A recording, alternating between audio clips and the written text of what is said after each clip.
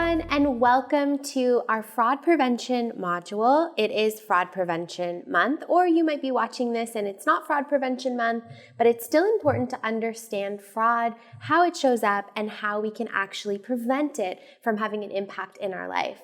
And to start off, we want to say a special thank you to Interac, who are our incredible partners in all the work that we do at Conscious Economics, and in particular with Mindfulness Money. So thank you to them for allowing us to bring you this lesson and this teaching. I'm Rhiannon Roseland. I'm the founder of Conscious Economics, and I'm joined with... Hi, I'm Astia. I'm a financial therapist. I'm the co-founder of Mindfulness Money along with Rhiannon. So we're here, like Rhiannon mentioned, to talk about fraud. And what I wanted to discuss before we get into the trenches is the different types of fraud that we may encounter, from identity theft to different scams to phishing. So let's just take a step back and discover or explore each of these different categories. So let's start with identity theft, for example. Have you encountered or heard of all the different really sneaky ways that people try to steal your identity these days? I don't know if I know all of them, but I have experienced identity theft this weekend. What? Even. Yeah, someone pretended to be me and emailed you. Yeah, I'm like, what? It happened with you. How does that happen? I received an email literally from Rhiannon Roseland, and she was asking me to do something. Yeah. That person asked me to share with them my WhatsApp number. And it just so happened that Rhiannon told me she was not going to be available on her phone. So I thought it was a legitimate request because I thought she maybe didn't have access to her phone and she needed my WhatsApp on a desktop or something. So I actually responded and I gave her my WhatsApp and I said, okay, like, what can I do for you? And then I'm like, wait. Oh no, you didn't tell me you did that. Oh yeah, I responded. Oh, no. That's how I got the text messages. Oh no. So I got somebody messaging me on my WhatsApp pretending to be you. Yeah. And they said, I need you to do something urgently. And right away, I'm like, the tone of these messages doesn't sound like you. Mm-hmm. So when I went back to the email, I realized it was very suspicious. It wasn't even a Gmail account, or I don't even know what account it was, but I could tell right off the bat that it was something fishy. And I blocked the number right away before I knew what they wanted from me, and also reported the email to our IT person. Yes. So it's very important to be cautious around people who are trying to impersonate others around you.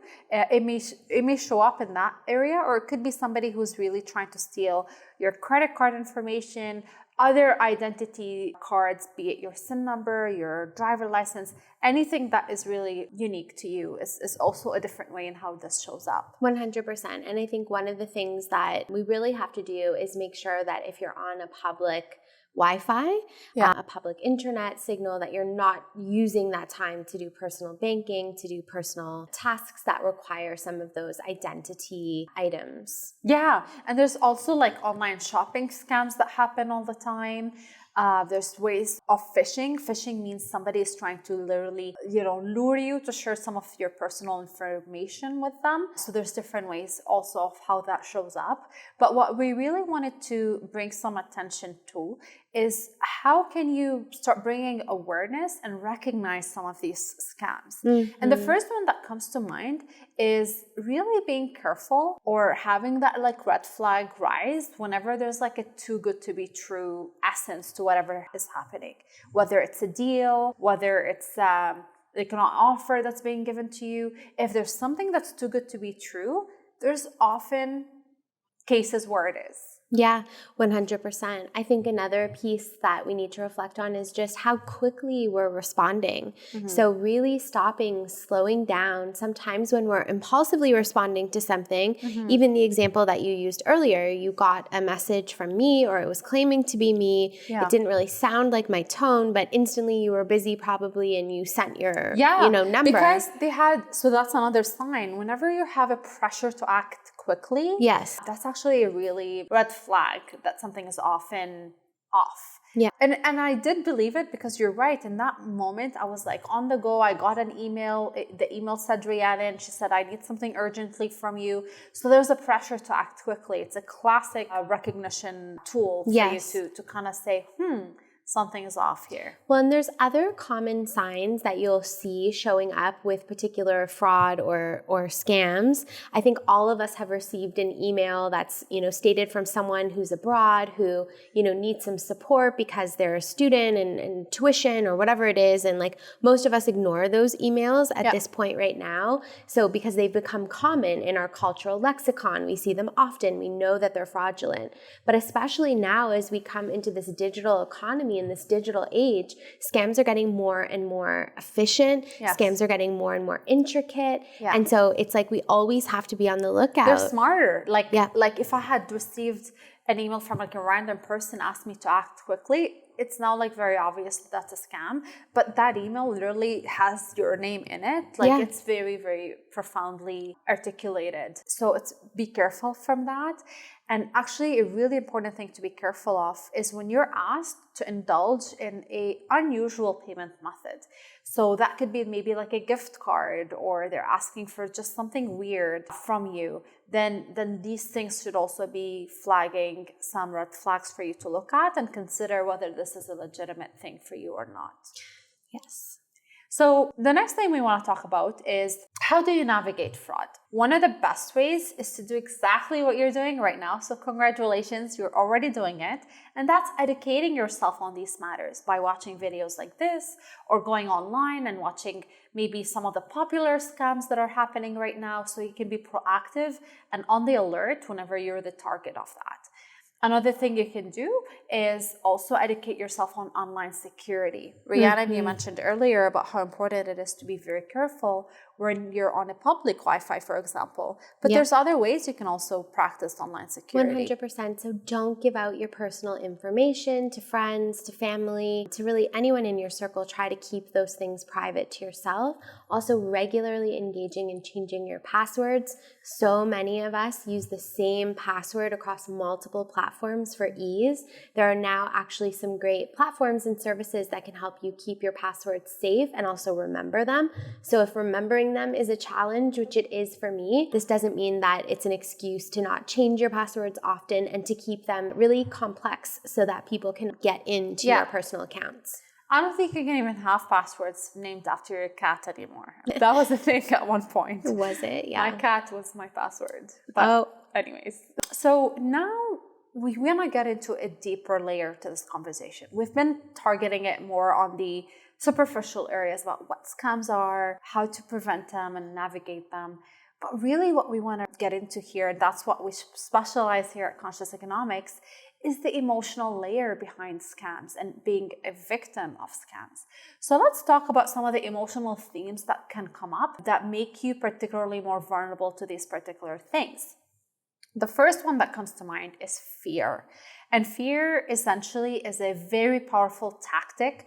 Almost scammers can smell fear on you and make you a very easy target, because they may claim, for example, that your bank account is compromised, or that you owe taxes to the government and it's the CRA talking to you right now. Or you may get different tactics that scare you, that require immediate action, like we talked about earlier, which is a sign for you that something is off.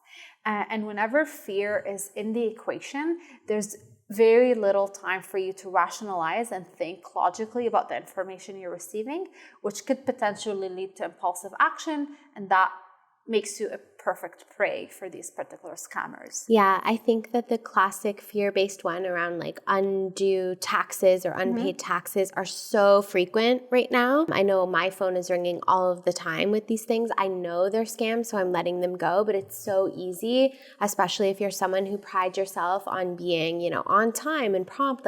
This can be devastating to hear that call and you want to immediately take action. Or if you're a newcomer or somebody from a vulnerable population that may be less aware of these particular things. That's why it breaks my heart to see vulnerable populations falling into these scams, because fear is the tactic that's definitely used. 100%. The second emotion is greed.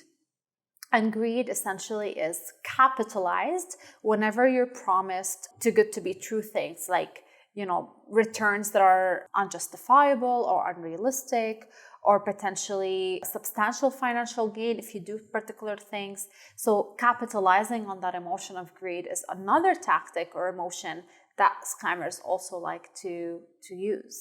There was one that was going around, I believe it was in the last year or so, and it was this whole huge piece, and it almost looked like a very professional news article about Elon Musk creating this way for everyday people to build wealth, and it was like a Bitcoin piece. And I almost fell for it. I was so close to falling for it. And I pride myself on someone who knows better and understands. And for whatever reason, this one was very, very convincing. Yeah. And it was giving this like deadline and timeline to hurry up before it gets found out and it's shut down. And I didn't end up doing it. But yeah, it definitely was fueling into that greed, that desire to be able to have some abundance. And absolutely. I came across a lot of these particular offers on like platforms like even Instagram and Facebook, and they look legit because like it's a sponsored ad and there's like a promise to some sort. But when you look deeper, you can tell something is off about what they're claiming you would get. So just tune into that. You know, on some level, we all like easy money and easy profit, but we have to also be very realistic when it's too good to be true. 100%. Then we have a really tricky one here, and it's the emotion of loneliness. We never associate loneliness with money and how it shows up here, but if you've watched the classic Tinder Swindler on Netflix, you'd know exactly what we're talking about. Loneliness essentially is when scammers are preying on victims that are experiencing loneliness and promising them maybe companionship or showing up for them in lives where they need some help and creating that, be it romantic or friendship relationship with them so that they can prey on them and their money. Yeah, absolutely. And unfortunately, it's just all too common. That's not the only television show that's even about this. There was that other show, 90 Day Fiance, which was just showing people acting like they're in love in order to be able to get financial resources and also to be able to get to immigrate as well. And it's just a really, it's a lonely world right now. They say we're in a loneliness epidemic. So if there is a feeling of loneliness that you're having and experiencing, make sure that you're still being very aware of your money, of your safety, and making sure that you're not trying to fill that gap with one of these scams. Then we have desperation. Desperation essentially is when you're facing financial difficulties or personal crisis, then you're absolutely vulnerable to fraud because scammers are going to try to promise you to get you out of that desperate situation that you're in, and whatever way that might look like. And essentially, you'd be the perfect target to perpetuate fraud on. So when you're finding yourself in a desperate situation, your logical prefrontal cortex is also minimized because you're in a flight or fight response, which makes you even more vulnerable and exposed to scammers. And it's hard to recognize sometimes some of these emotions in ourselves. Like no one wants to think of themselves as greedy. No one wants to think of themselves as lonely or in desperation. Absolutely. But the reality is if you are having some sort of situation present that feels a little bit off in your body, in your heart, in your mind, maybe reflect on what have you done in the last couple of weeks. Did you go to a particular workshop around debt consolidation and you left a piece of personal information there? Like, I know that sounds like a stretch, but you know better than anyone where you've been, where you've surfed the internet, where you've left your wallet or your purse, who's involved in your life. So you are really the best one to discern if something feels a little bit off and kind of think back to where you've been, what you've been doing, what you've been engaging with, what you've been clicking on that maybe has called or drawn some of these scams toward you. Absolutely. And the next piece is impulsivity. I tend to be an impulsive person. That's just part of my characteristics. However, impulsivity is dangerous when, you're making quick decisions without assessing the situation. There's very little patience. And part of the ways you can combat that is making sure that there is space between impulse and the action. And there's different techniques that we're going to discuss in the second segment that we're going to pivot into shortly, which is providing you mindfulness tools to help you in case you encounter fraud, but also in case you've been already a victim of fraud, help you with managing that. And the last piece we really want to make sure is to address shame. Rhiannon already mentioned that it's not easy for us to admit these shadowy parts of our personalities, be it, impulsivity, loneliness, desperation, whatever. We may fall in different buckets at different times in our life, and we're all susceptible to that because this is part of our human experience. But shame essentially is when you are feeling so ashamed and embarrassed about it that we struggle on our own. And yet, a lot of the times at Mindfulness and Money, we try to reinforce that financial struggles are a shared experience. And we don't want you to struggle on your own because shame essentially indicates or implies that something is wrong with you. When you hear stories about other people also educated and well-connected also fall prey for this, it helps us destigmatize these topics and it makes it easier for us to talk about it so that we can heal together. 100%. I think that that's so important. So now that we've talked about the emotional underlying tone that helps anchor some of the experience in a more holistic sense, let's talk about mindfulness tools to help you avoid fraud. We started planting the seed to support people who tend to be more impulsive, but that also works even if you're not an impulsive person in general, to create a mindfulness routine and make mindfulness part of your everyday. Mindfulness essentially is being present in the moment. Whenever we're acting out of negative emotion, when we actually track and log some of the negative emotion that we frequently experience in life, oftentimes it's rooted in the past or the future. Mindfulness is a tool to bring us back into the present moment. And that's why it's very important to help in showing up in our present and making sure that we are regulating our nervous system in doing that. And one of the most powerful tools to help us anchor back into our body in the present is our breath. 100%. So easy breath work techniques like box breathing, which is essentially taking the same amount of inhalation. So on a count of 4, and then a count of 4 out, and then a count of 4 again, and a count of 4 out. Imagine that with each breath and exhalation, you're actually drawing 4 sides of a box. Repeat that exercise over and over. This can help center and bring you back into yourself, into your core. These pieces are really, really effective. And again, it feels sometimes when you hear the simplicity of mindfulness, it might sound too easy or too good to be true. Like mindfulness isn't going to prevent scams or fraud, but the reality is when we use these techniques, they actually can center us, slow us down, and allow for that logical part of our minds to get activated again. Absolutely. And one of the best ways I've heard to help you understand why this is important is because for any experience to be integrated into your being, you have to be able to experience it mentally, emotionally, and physically. So that's why mindfulness is an ability for you to now process certain emotions and also physical sensations, which is where somatic experiences come in place, to help integrate an experience and make sure that you've overcame it versus having it play in the background and control a lot of how you show up in the world today. So it's not enough that we're able to talk about something.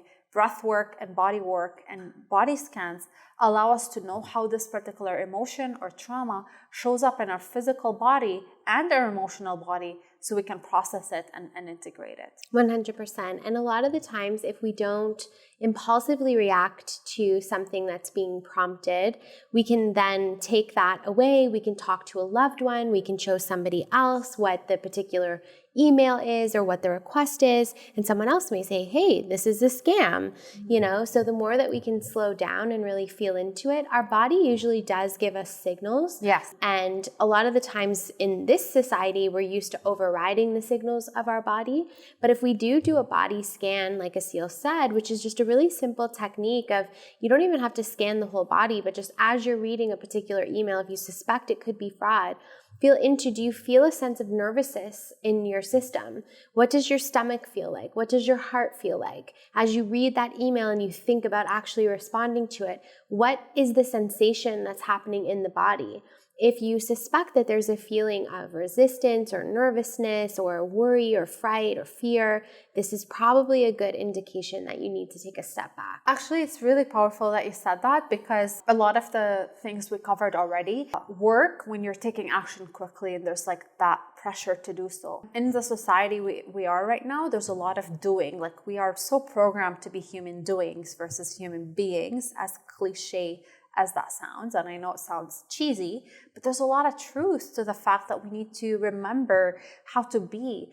And part of the mindfulness tools is to practice being curious and not doing.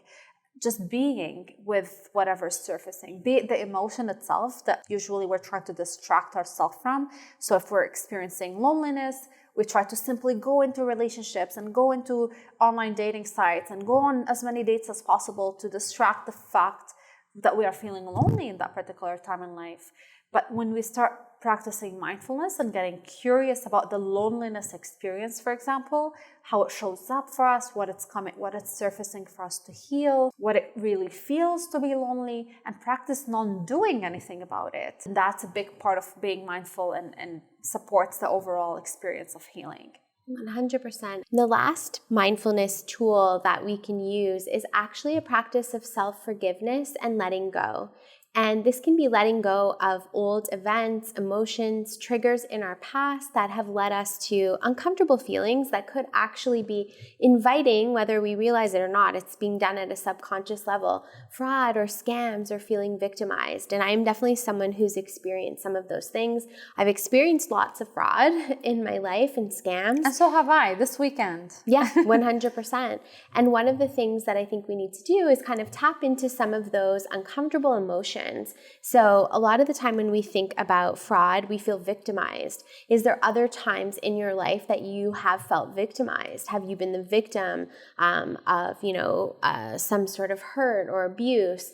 This is an important thing for us to really look at, to let go of, to forgive, because otherwise we keep inviting that experience into our life. Another one is embarrassment or humiliation. If you had an experience in your life where you were bullied or humiliated for who you are or what you did, you may be calling back an experience like fraud that leaves you feeling humiliated for falling for it and then holding that in and not getting the support that you need. So it's really interesting how some of our past events that have nothing to do with fraud can actually invite in those challenges so that we can actually stop, take a look at what's really happening, and excavate down in the subconscious why some of these experiences are continuing to come forward. And just like we started with Interac, we're now concluding with bringing them back because they are actually an amazing organization.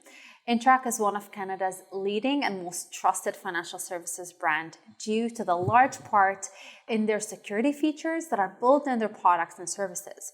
Interac has a long history of helping Canadians stay secure and transacting in store and online through world-class privacy, fraud mitigation, and expertise in governance and verification solutions. At Interac, they arm Canadians with the information they need to spot, avoid, and report fraud and enable Canadians to transact digitally with confidence. So thank you again for being a sponsor to bring this information to Canadians and to make sure that we're all transacting safely. Thank you for tuning into this module, and don't forget to check out the rest of the resources available at consciouseconomics.ca.